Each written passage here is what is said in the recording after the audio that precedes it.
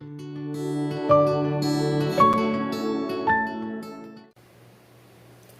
guys, welcome back to another Stitch With Me video. It's Monday, July 5th, and I have got went to Manor out. So yesterday I worked on this and I put in the rest of these border flowers. And I also, on Saturday, I think it was, maybe yesterday, I'm not sure, I had put in the second color on a few of them. So I really love it. It makes me understand why people get so excited when they stitch their border. But for Stitch With Me, we're doing snow because there's no way I'm going to try to talk and do those flowers. Because just like the last time, I'll be unpicking more than stitching. So I hope everybody had a good weekend. Yesterday, my mother-in-law made hot dogs, and I made the chili, and I make my mom's hot dog recipe chili. Where I'm from in West Virginia, like, hot dogs are huge. It's kind of a running joke. The last place I lived was a fairly large town. It wasn't exactly, I guess you could say it was a small city. Not really, just a really, really big town. But, I mean, there was probably like 6 or 7 at least hot dog restaurants in town limits. So, if you watch Diners, Drive-Ins, and Dives on Food Network, there was a place called Hillbilly Hot Dogs, and that was featured on there. And oddly enough, I never went to Hillbilly Hot Dogs. Everybody else did, but they said they had good hot dogs. But anyway, I don't eat wieners. So, what I used to when I was little, but then I stopped. What I do is I get a hot dog bun, and I put chili and mustard on it, and if I have slaw, I'll put slaw. Because in West Virginia, the classic hot dog toppings are chili, mustard, slaw, and onions. Well, I don't eat raw onions. So, I just eat the other stuff.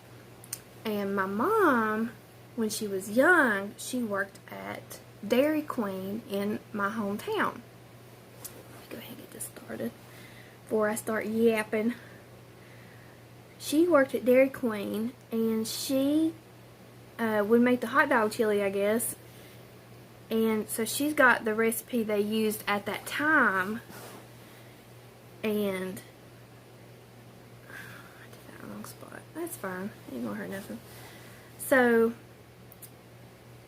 growing up, everybody loved my mom's hot dog chili. And, well, I guess it gives me a chance to correct it. Let's see. So, I now have her recipe book. And I'm just not naturally a cook. My husband eats a lot of hamburger helper, spaghetti, crock pot stuff. I'm just not, I'm a little bit better the older I get. I'm okay at following a recipe, but I'm just not naturally like a good home cook. Just never picked it up. And anyway, but I can follow a recipe. So I got my mom's recipe book, and so I made her hot dog chili recipe.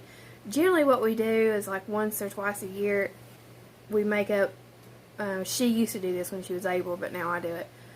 I make up a big batch of it and then freeze it in like meal size, like smaller baggies, or use it. She has one of those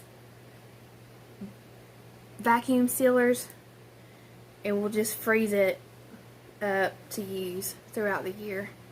So anyway, I made the hot dog chili, and it was really good. I had not had it since I had my bariatric surgery, which was almost 2 years ago, so it was like the first time I had it. And of course it's because of my mom's recipe. It just felt like my childhood. It was good. But we went over to my mother-in-law's for a little bit, and we have a really small family. And then my husband's side of the family is really small. On his mom's side, he's the only child and only grandchild. So, now on his dad's side, he has 2 siblings, but on his mom's side, it's really small. So, we have small family get-togethers with that side. It was nice. Now spend time with family, and then last night, see, our town had fireworks last weekend at the festival. And I forgot to mention that in my floss tube, that my mom and I sat in the yard and watched fireworks, and Parker too. But, so the town had already had a fireworks. So last night, fireworks are legal. Excuse me. Fireworks are legal in South Carolina. So, you know, it's definitely the 4th of July, but also just around the 4th of July, New Year's, people are letting off fireworks like crazy. So, it was, like, insane last night how many fireworks. And these are big fireworks. You can see them over the tree lines all around us. So, Parker was so excited. I had to give my dogs Benadryl. Whenever there's fireworks, 2 of my 3 dogs can't handle it. So, I give them Benadryl and peanut butter, and it helps them enough that they're not, you know, they're not extremely scared. They still don't like it, but it's a lot better, excuse me, it's a lot better than the alternative.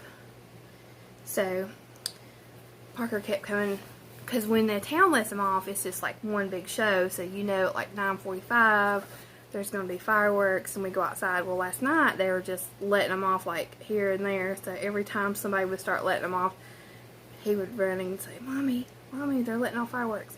And it was really fun because he has a birthday next month. He'll be 11 years old. And up until this year, the fireworks were just, he liked them, but they were a little bit too much for him because he has,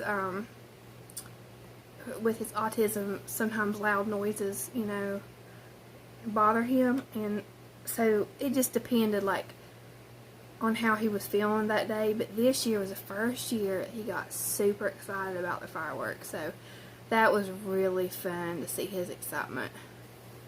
It was really fun.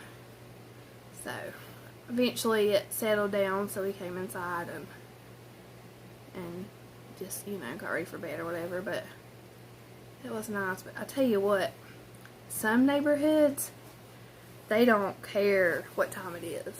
They will just let them off all night long. It's insane. People can be really inconsiderate. There was one year we lived in a little bit different neighborhood, and they would let them off until 4 o'clock in the morning. I was so mad. So anyway, but they don't really do that anymore. Generally, it stops by midnight. When you have a little baby, though, I remember when Parker was little, I would be really frustrated because they would be late. You want people to have fun, but also when you live in town, you got to be respectful. So that's what we did. Nothing crazy. A lot of my friends are on vacation or just got back from vacation. So they're all posting vacation pics on Facebook and Instagram. I took a break from Facebook for a few months and it was wonderful. I'm thinking about doing it again. There's just a lot of junk on Facebook. Instagram's different, I think, because you can, there's not really, I mean, there's posts, but it's more, I don't know, it's not like Facebook. I think y'all understand what I'm trying to say. There's not the same kind of drama and the same kind of crazy posts being shared and stuff like that. So I'm thinking about, I had to activate my Facebook again because of Parker wanted to play with something he had that was connected to my Facebook account. Excuse me. Let me get a drink of coffee. And I don't know. there's good things about it, but there's a lot of bad things about it too. I feel like it's easy to get caught up in what everybody else is doing and forget and be thankful for your own blessings. And with Instagram, the only negative thing about Instagram is sometimes it makes me feel bad about myself because I don't have like, I don't know. Sometimes I feel bad because I think, well, I can't do things as good as that person.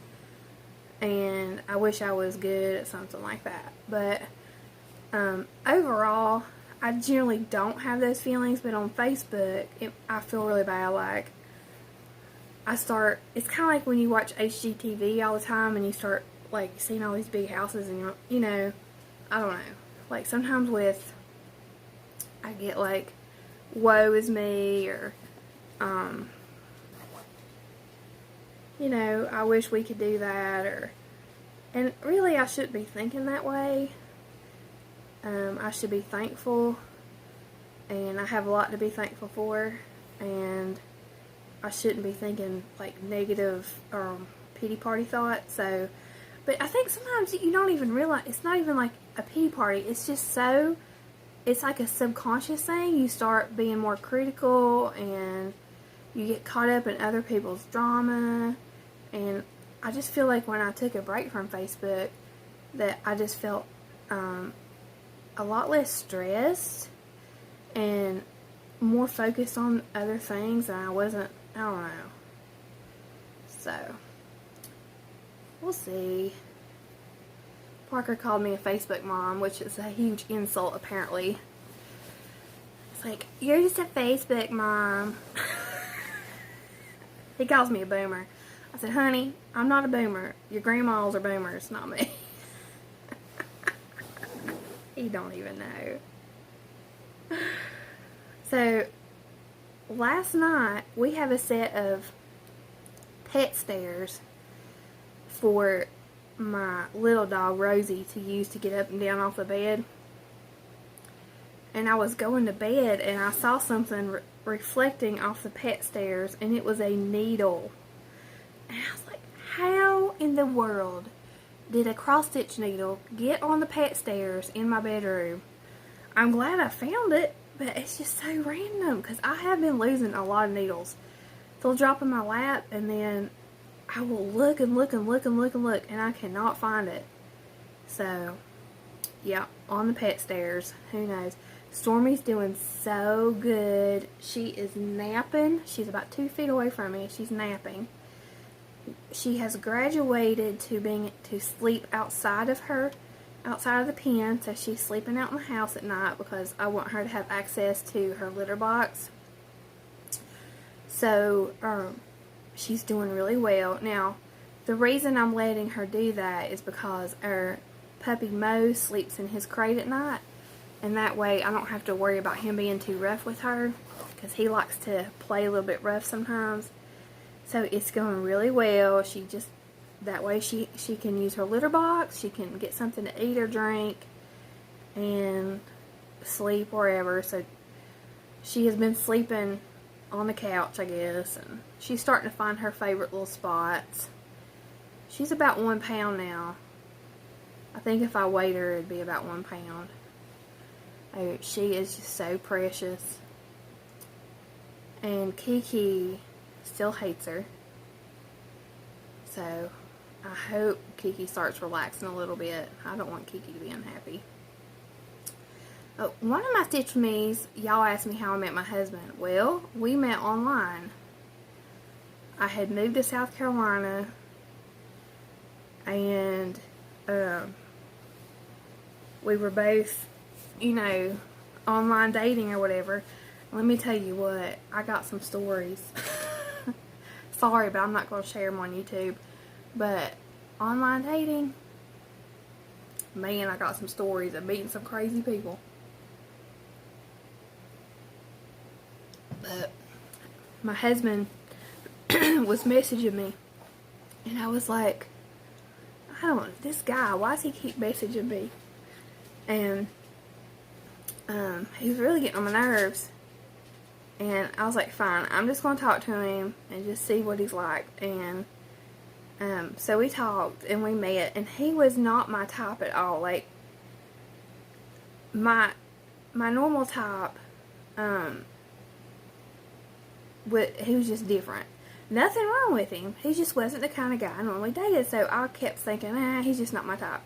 But I'm telling you what, I don't know if, you know, what your religion is, but I'm a Christian, and I believe in God, and I believe God put us together for a reason, because he wasn't what I wanted, but he's what I needed.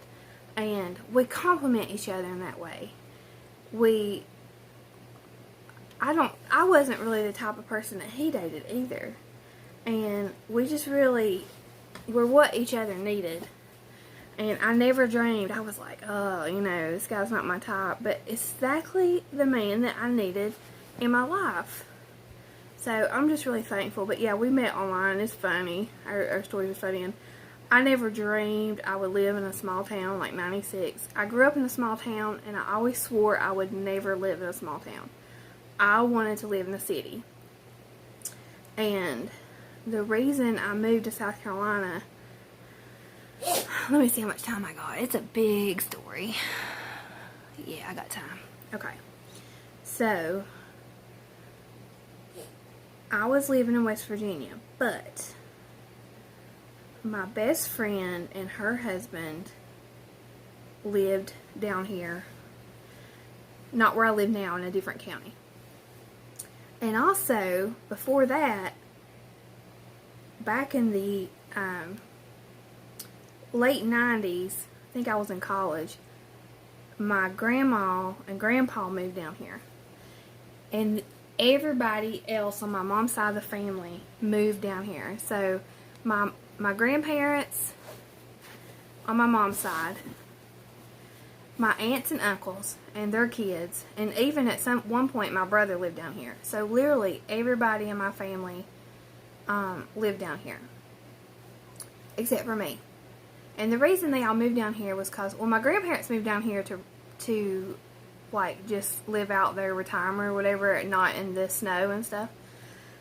And everybody else moved down here for jobs because the economy is way better. And they all moved to the same county. Well, also, on my dad's side, my dad's sister already lived down here. So, I had that family too. So, I had family on my dad's side. I had my mom and her side of the family, and my best friend and her husband. So the biggest reason was because my mom lived down here, and we had lived apart for about 10 years. And people who know us now, they can't believe that we didn't live in the same place for that long. They're like, y'all are together all the time. You didn't live in the same state? And I'm like, nope. I got really good at driving the interstates down here, because I would come visit all the time. But really, it's because my mom and my best friend were living down here. And all these people live in the same county in South Carolina. So, I came down to visit one weekend with my best friend. And I was staying with her that weekend. And her husband had a very similar position at his job that I had at my job in West Virginia. I actually worked both in West Virginia and Kentucky. My company was in both of those places. So, he's like, you know, I can help you get a job where I work. You should move down here. And, you know, I was like, yeah, I should. I had just ended a long relationship not too long before that. Let me see what I want to do. I want to start up here. So, I was single. I was looking for a change. And I thought, you know what, I'm going to do it. So, it was actually the 4th of July weekend that year I had come down. So, I went back home. I turned in a 30-day notice for work so they'd have time to train somebody and find somebody else for my position. And made plans to move. And the sad part of the story is 3 weeks after that my friend's husband actually passed away. It was unexpected. He was 31 years old. And, yeah, so she lost her husband. And it was horrible. It was actually absolutely horrible. He was a wonderful, wonderful person. And I said, because I was supposed to live with them and everything, and I said, if you don't want me to come, I won't come. But I was worried about her being by herself. And she said, let me think about it. So, I went home after, the services and everything, and I continued to work out my notice and just kind of waited, because I was still going to move, but I was like, well, I can move in with my mom instead of moving in with her if she doesn't want me to move in. But she said, no, come stay with me. So I moved in with her. So we were 29, and she was recently widowed. So I lived with her for a little while after she was widowed, and we're very, very, very, very close. She's like my sister. But, there was nothing I could do to help her. And when somebody goes through something like that, all you can do is just be there the best you can. I mean, I wanted to fix everything for her, but I couldn't. And, so nobody plans for that. Nobody thinks that's going to happen, to them till it does. But, so that's how I ended up in South Carolina. And then, after being down here a little while, that's when I started online dating, and that's when I met my husband. And I was thinking about, she was making some plans with her life, and I was kind of like, I'm just not sure about living down here. I was thinking of, I honestly was going to move to Pittsburgh. I've always loved Pittsburgh, and I went to college about an hour from there, and I just always loved Pittsburgh. I love going there. I love the people there, and it's a city without being too big. So I was kind of starting to look for jobs in Pittsburgh, and I met my husband, and we started dating, and then Parker came along. He came before we got married. So, now my husband is a small town guy. He loves his hometown. And I knew by being with him that I was never going to leave. I joke that once I married Micro, my husband has the same name as Micro at Dirty Jobs. I said once I married Micro, I knew I was never leaving state lines. Because he is not leaving 96. He absolutely loves 96. And, it's a good thing. He's the mayor. But, he is he absolutely loves living here. So, yeah. It's just a compromise. So, now I love it. If I have to go to a bigger city and drive, I start losing my mind. And I used to be the champ of city driving and parallel parking. Oh, I could parallel park like a champ. And not anymore. I'm pure small town girl now. I get stressed out in traffic. We don't have real traffic down here. I get stressed out. I feel like everybody's caving in on me. Everybody's moving so fast. So, yeah, I've definitely changed a lot since living here. But I love it. So, that's how we met. Yeah, I met some crazy people online. Crazy, crazy people. And let me tell you what, Google is your friend. If you're online dating, Google is your friend. Now, this, when I was online dating, it was popular, but it isn't like it is now where it's more accepted. It was kind of like you didn't really tell people you met online when I did it, because they were like, you're going to get killed or something like that. But now it's sort of like normal. It's the way most people meet, I think. Most people I know who are meeting people are meeting them online. So, yeah. Trying to think if there's any appropriate stories I can tell on YouTube. I honestly don't think there's anything I can tell that I would want out there in the YouTube universe. Oh goodness, let me tell you, you know, what's funny is when, you know, people lie. I was like, I'm not gonna lie, I let people know what I look like. You know, I'm plus size, this is what I look like. Because you don't want to go out with somebody who doesn't like you for you. But there was like a lot of people who would lie about themselves, and then you meet them and you're like, wait a second, you don't look like your picture. You don't match what you told me. And, you know, so it definitely, looks aren't everything, but being honest is. And when somebody lies from the get-go, how are you going to trust anything they say? That's some of the milder stuff. That's definitely milder stuff. So anyway, yeah, I moved in 96 and it's been all she wrote ever since. Now, we live in town limits, but I told my husband, I'm like, once you're done with this mayor stuff, he has 2.5 years left. It's like, we need to move outside town limits a little bit so that, you know, I don't know. We may not do that, though, because we do like our little... My house is small, and it's a fixer-upper, and it needs so much work to it. But I do love where we are, because we have the big churchyard across from us, and that's never going to be developed.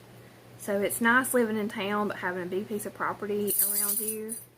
And we have a school on the other side of us, so it's a nice location. But our house is really small, and it needs a lot of work.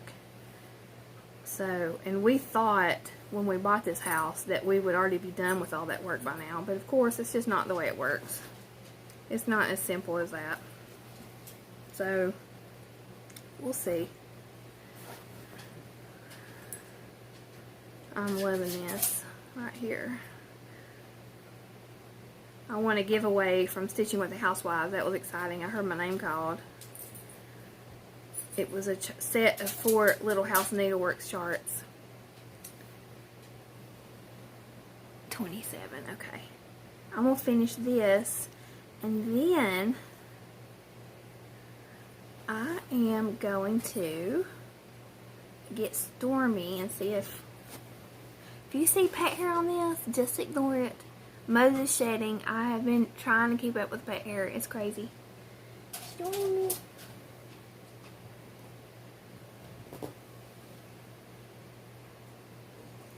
She needs her face washed. Say hi. Oh, she's purring. Can I flip you over for a second so you can look at the camera? Oh, goodness. Oh. See, that's really awkward, Mommy. It's really awkward. Moses got to get in this. You want to say hi? You want to say hi, Mose? Are you a good big brother? Yeah, you jealous? So, the kitten cam's hard at this angle. So, I'll be on the next floss tube. Yeah. Oh, that's Rosie. She's mad. She's mad because Moses got in her spot. Alright, guys, I'm going to end here. And I hope you have a great week. And hopefully I'll see you Wednesday. Bye.